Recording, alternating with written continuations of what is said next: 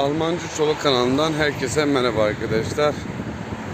Şu an sabah saat 7 olmak üzere. Tam olarak 7'de değil ama olmak üzere. Ben nereye gidiyorum? Ekmek almaya gidiyorum. Şimdi bugün ne yapacağız biliyor musunuz arkadaşlar? Ben gün içinde size göstereceğim. Sabah erken kalktım. Nedeni de şu. Arkadaşlar bizler bugün sizde, hatta ben size göstermek için ücretsiz kıyafet veren bir yer varmış. Bugün birkaç arkadaşla beraber çıkıp oraya bakmaya gideceğiz. Ben geçenlerde bir geçtim önünden. Büyük bir mağazaya benzeyen bir yer. Ücretsiz kıyafet veriyorlar. İnsanlar oraya girip fişini alıp sırada bekliyor. Sonra bir puan alıyor. Diyelim 300 puan. Alacağın kıyafetlerin değeri de işte 5 puan, 10 puan. İşte o puanlarını orada harcıyorsun. Bunu kimlere yapıyorlar? Bunu iltica etmiş arkadaşlara yapıyorlar. Durumu iyi olmayan, kıyafeti olmayan insanlara yapıyorlar.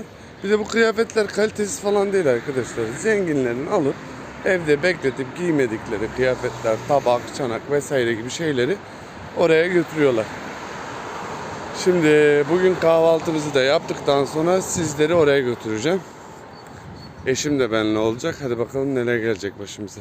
Arkadaşlar geçenlerde işte stajdan dönmüştüm işte. Ben de yeni bir işe başlayacağım. Stajdan dönmüştüm.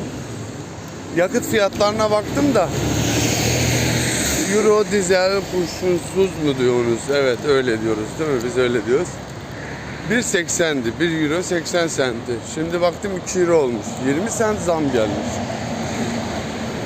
Şurada da geçenlerde bir araba gösterdim ben. Instagram'da paylaşmıştım. Yanlış değilsem story atmıştım. 23.000 euroya çok güzel bir Mercedes Station Wagon bir araba bulmuştum. Temiz bir arabaydı. Şimdi yine o galerinin önünden geçiyorum tabii. Her gidip geldiğimde o galerinin önünden geçiyorum. Ana baktım araba satılmış. Yani demek neymiş, bir şey översem ya da o an ilgimi çekerse diğer gün mutlaka bir değişiklik oluyor. Hadi bakalım.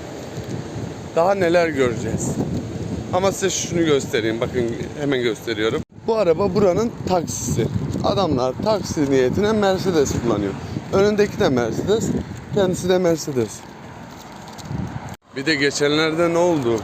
Ben Uber çağırdım. Uber çağırdım. O tam arabaya bindik, yolda gidiyoruz, bir baktım Tesla.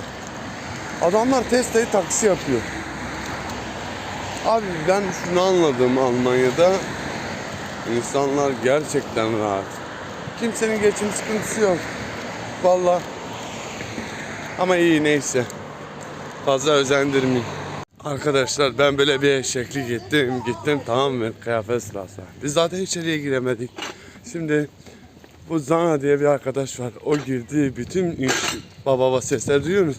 Ha bu tabak, çanak. Allah seni kahretmesin, beni dilenci diye ne göstersin. Şerefsiz. YouTube'a atıyorum. Şerefsiz.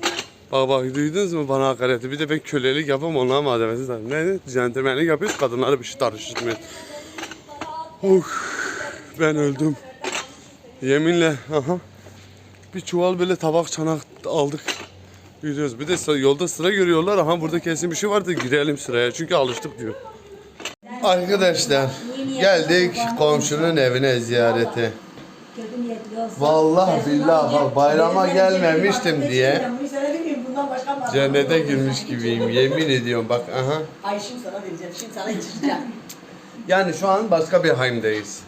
Zanet denilen arkadaşın, Şişko'nun evindeyiz. Seni Allah kahretsin.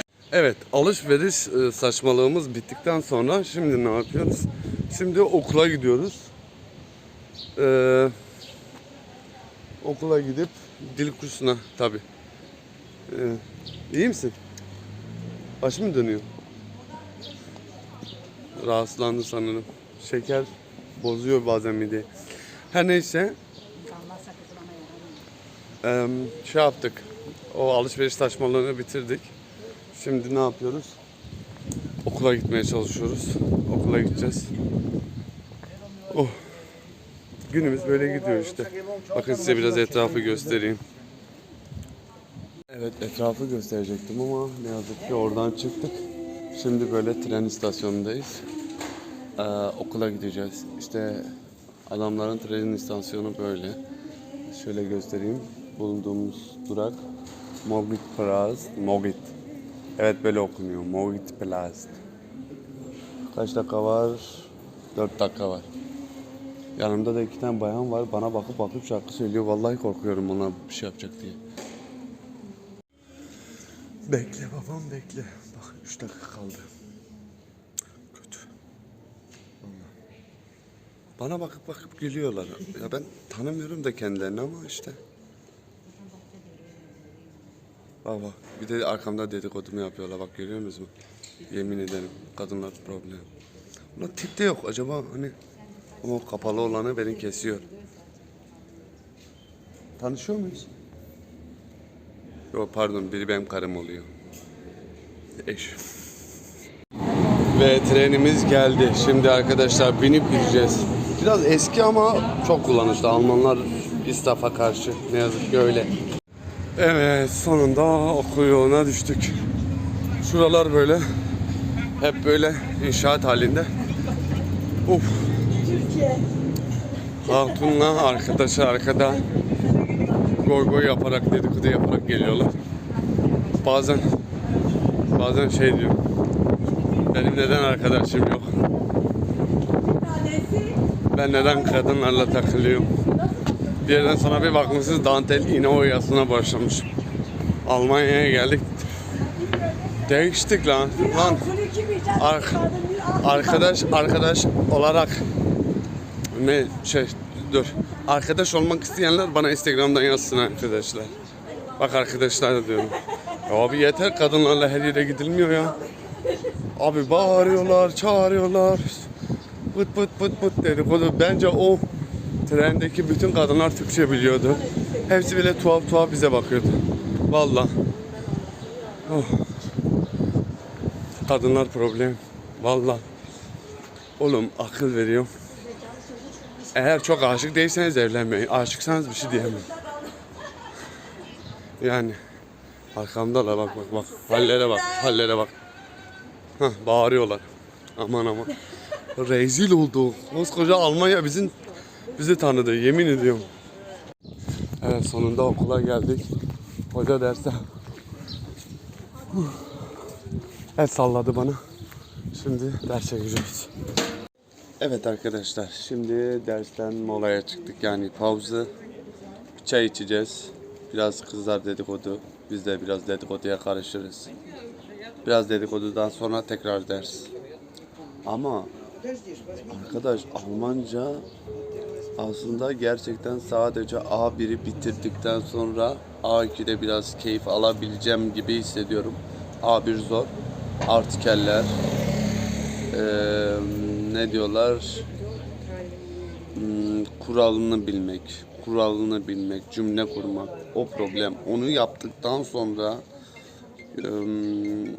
tabloyu oluşturduktan sonra kafanda ondan sonra bütün işlemi yapabiliyorsun. Bugün de çayları şu arkadaşın sırtına vurdu. Allah yarın öbür gün. Ya gelsene. Allah her daim büyüktür. Arkadaşlar şimdi size Almancayı ana dili gibi konuşan biriyle tanıştıracağım. Ramazan. Ramazan. Almanca dersinde bir şey anlıyor mu anlamıyor? Anlamıyorum. Allah rızası için. Sadece benim söylediğim tek bir şey var. Kendimi savunurken nasıl savunuyorum biliyor musun? Dinliyorum tamam. Çatpat hani şampiyon aşina oluyorsun da böyle birden hızlanıyorlar ya. Ben diyorum işçiliğin bitsin de.